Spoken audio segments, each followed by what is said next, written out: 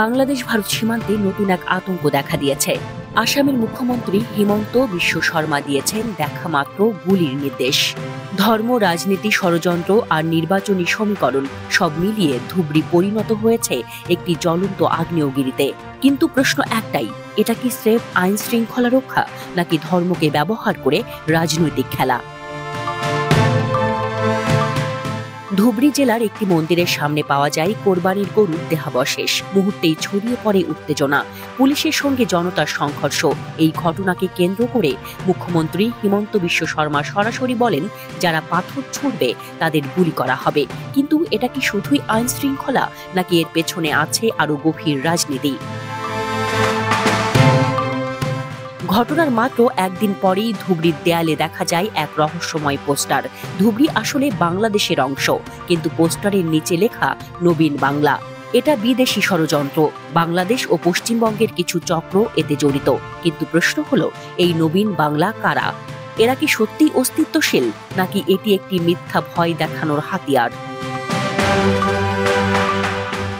আসামের মুখ্যমন্ত্রী বলছেন, বকরি ঈদের সময় গরুর মাংস খাওয়ার জন্য পশ্চিমবঙ্গ থেকে হাজার হাজার গরু আনা হয়েছে। গরু মাফিয়া চক্র সক্রিয়। সঙ্গে সঙ্গেই ধুবড়ী জেলায় মোতায়েন করা হয় আধা সামরিক বাহিনী। গ্রেপ্তার করা হয় অন্তত 22 জন।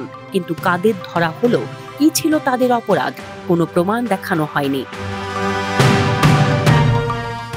আসামের বিধানসভা নির্বাচন মাত্র 9 মাস দূরে।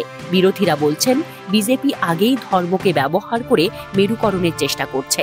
বিশ্ব শর্মার হিন্দুত্ববাদী বক্তব্য, সীমান্তে গুলি চালানোর হুমকি, গরু, ঈদ আর বাংলাদেশকে টেনে আনার ঘটনা সবকিছুই একই স্ক্রিপ্টের অংশ কিনা সেটাই বড় প্রশ্ন।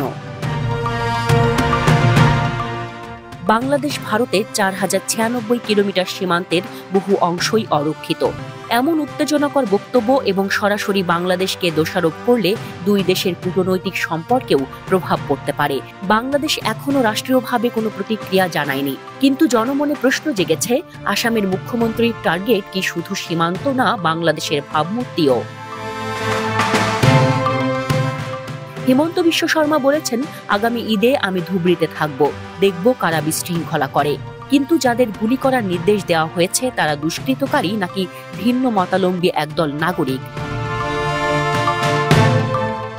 ধর্মের নামে গরু, ঈদ আর ষড়যন্ত্রের গল্প দিয়ে ভোটের আগেই এক ভয়ঙ্কর বিভাজন তৈরি করা হচ্ছে কিনা, এই প্রশ্নের উত্তর লুকিয়ে আছে সময়ের ভাঁজে।